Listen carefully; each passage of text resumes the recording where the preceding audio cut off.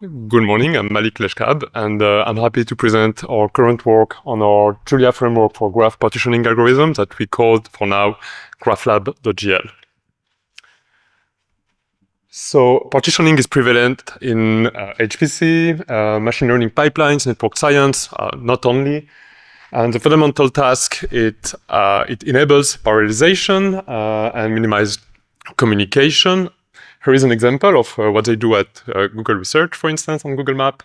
So they have a quarter graph where they have landmarks represented as nodes, and they basically applied a partitioning algorithm in order to identify regions so they can run their pathfinding algorithm on specific region and not on a very big graph. This is another example on what we do in our group, for instance. We coarse graph. We perform expensive partitioning on the coarsest graph, and then we applied diffusion principles from biology for finding best partitions while getting finer graphs.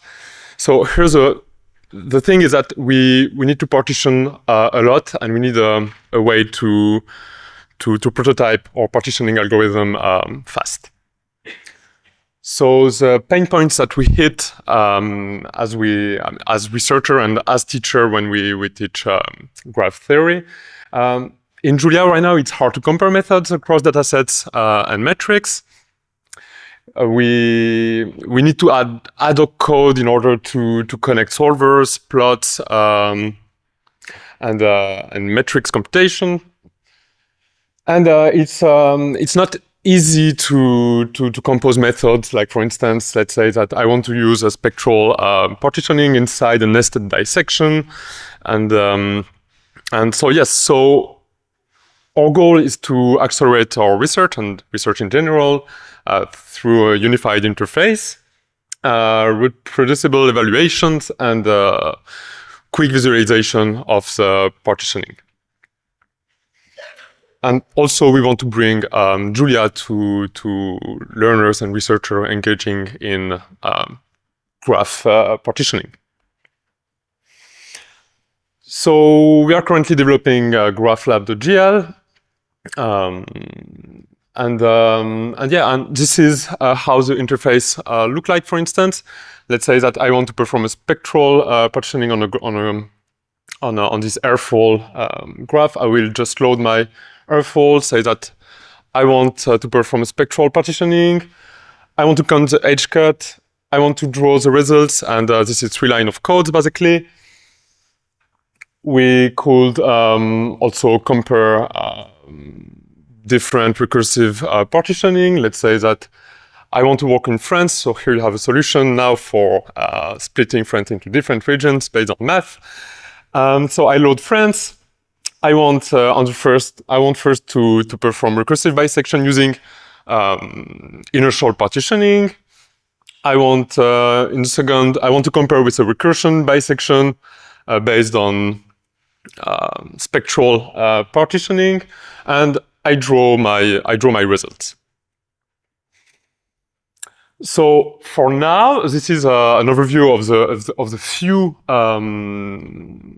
partitioning algorithms that we have. Some of them are quite trivial, like coordinate bisection and inertial bisection, that are based on coordinate axis. Inertial bisection, it just allows the cut to rotate.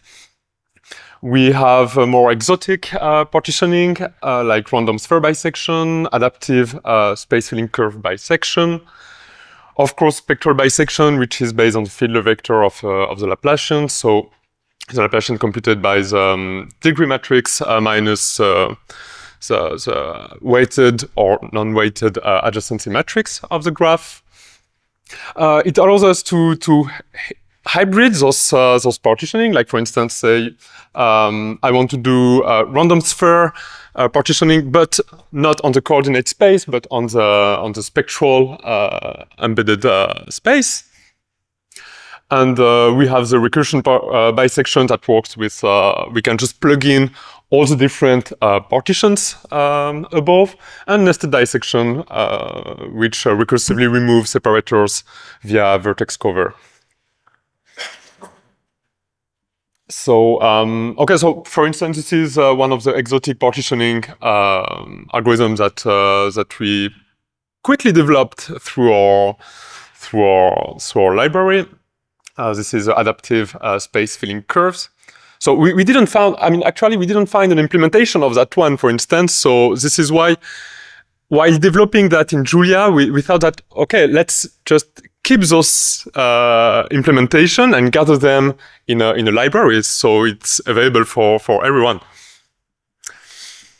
And for instance, you have now a few graphs. That's typically an exercise that we give to our students, and they can quickly perform coordinate, inertial, random sphere, adaptive space filling curves, etc. Partitioning on those different graphs. And what we show here, the result we show here is a edge cut that we get through those different methods. And what we want the student and the researcher to get from that kind of exercise is to develop an intuition about which kind of partitioning is, best fit what kind of graph. So what is next now for our library? Of course, we want to integrate more and more partitioning algorithms, so contributions are very welcome. If you don't have any idea about which partitioning algorithm to implement, we have a list of 50 algorithms that we identified, and we sorted them by difficulty of implementation. It's a guess, of course, so if you have bachelor student or master student who are looking for projects, please go on our GitHub. So the goal is for the Julia Graph community to gather the different algorithms into this package. So we will publish a guide on how to add the methods into the package. So documentation is already online, by the way. We want to make the visualization more interactive. So the visualization I showed you are not interactive for now, but we are working on a web interface right now. So you can click on the nodes, get information about the nodes, click on the edge, spread the graph, concentrate the graph, color the partitioning in different way. And yesterday I attended the Pluto workshop, so I added this line. We want to provide Pluto notebooks for quick and hands-on demo. And this is it for this short presentation on GraphLab. And I just want maybe to show you if it works. I can show you how on Pluto. I discovered this morning that it works pretty well on Pluto. Let me see if I have that. So, yeah, okay. So this is the list of the implementations that we would like to do. And yeah, so using GraphLab, I load friends, for instance. This is how friends look like for now. I split friends in different regions using coordinate bisection. Let's say that I want to do, let's say, I don't know, matrices. I just do that. I run it, and yeah, it works very well. No, I just don't need coordinates for.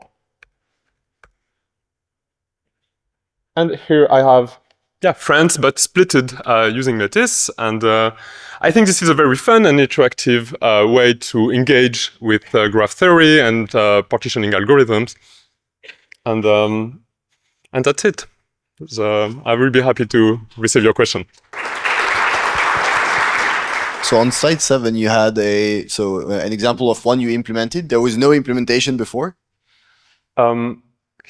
Yes, so the space filling curve implementation, yes, right. I mean, actually, it's from a paper, right? But we were not able to find the implementation at all.